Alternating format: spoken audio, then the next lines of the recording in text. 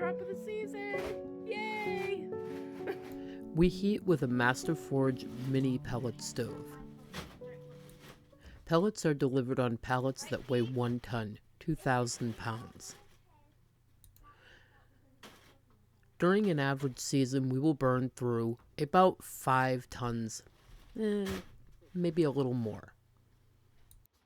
They are delivered and we restack them where they need to be, then rewrap them to keep them dry. While it is work, it is also a happy time of togetherness and working as a family. They must be restacked just the way they came so that they can be recovered. Each bag is 40 pounds, each pallet has 50 bags, but many hands make them light work. Bella and her pop-up will go through the drive-thru and grab McDonald's. Before heating season begins, the exhaust pipe must be cleaned, which I actually did this summer, and then many times throughout the winter to make sure that it stays clean and does not get clogged up with soot. Our pellet stove requires daily vacuuming so that you can remove all the ash. While it is a little bit of extra work, it is easier than a wood stove, and it is also much cheaper to heat this way. We heat our 1,400 square foot house with one single pellet stove.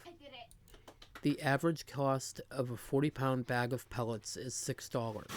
A 40-pound bag of pellets will last approximately 24 hours. Though having a pellet stove requires a bit of a learning curve when you first get it, it's a very easy heating system to maintain.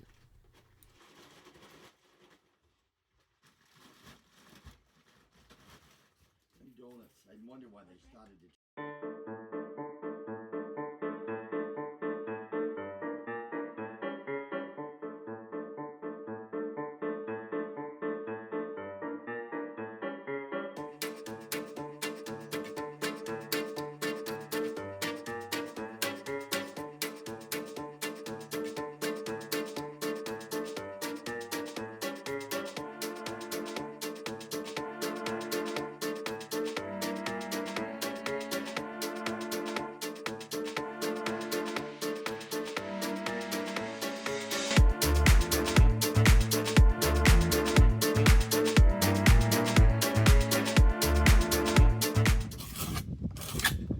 Another outdoor project I like to take care of before winter sets in is scraping down the window frames and repainting them every couple of years.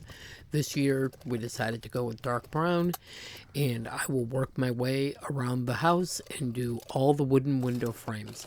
The big window that's in my living room does not have an outer frame, so I am exempt from doing that one.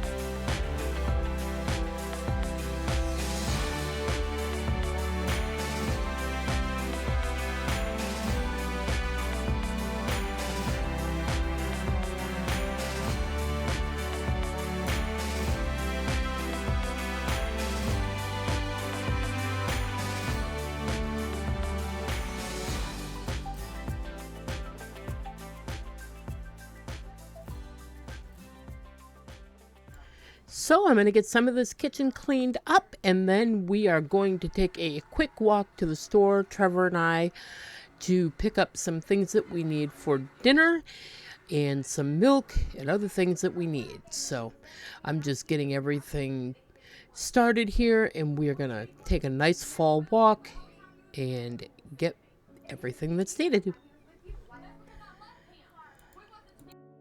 The weather here over the last few days has been absolutely beautiful, in the 60s, and even now as I'm doing this voiceover, it's 53. I have been working on a lot of outdoor projects around the house, so things are kind of falling to the wayside inside here, so catching up is the name of the game.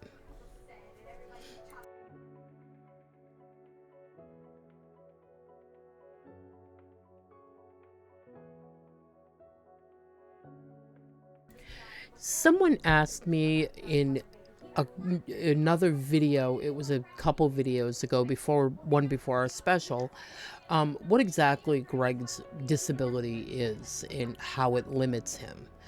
He has bone-on-bone arthritis in his hip.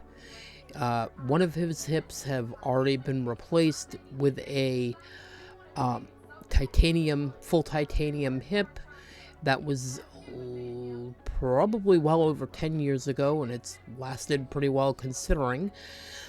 And this one needs to be done, but because of his weight and other factors, they cannot operate on it. He had some mobility, but not all. He is considered totally disabled. He is able to manage a certain amount of walking with assistance and a cane, but he is a major fall risk and needs a lot of assistance in daily life. I know a lot of people wonder why they don't see him helping or whatever. It's because the truth is he truthfully cannot physically do it. And that is the season of our life, and that is what marriage for me is. It's in sickness and in health. It's a promise that I've made and will always keep, just like he would if it was reversed.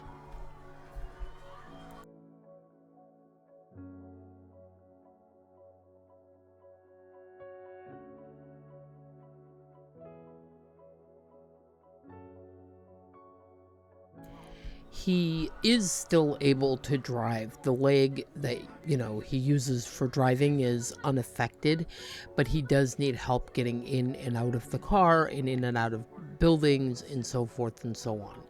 He does have a wheelchair, does not like to be in it. He has a walker that he will use occasionally. He should be using it full time, but he just doesn't listen. He does use a cane, and if he's walking any distance, I will grab onto his arm and steady the other side of him, and he can sort of lean on me so that he can get into the stores or whatever. If he has a cart leaning forward, he does a little bit better and is a little more steady on his feet, but he cannot do that for a long period of time. It's just enough, like if we park in the handicap space at Walmart, enough to get into the store. If he's having a really bad day, I will go in and get him a Mart cart and bring it out, or even one of the workers there that know who he is because we frequent Walmart and other places will bring him out a cart. So they're well aware of the fact that he's very disabled and a fall risk as well.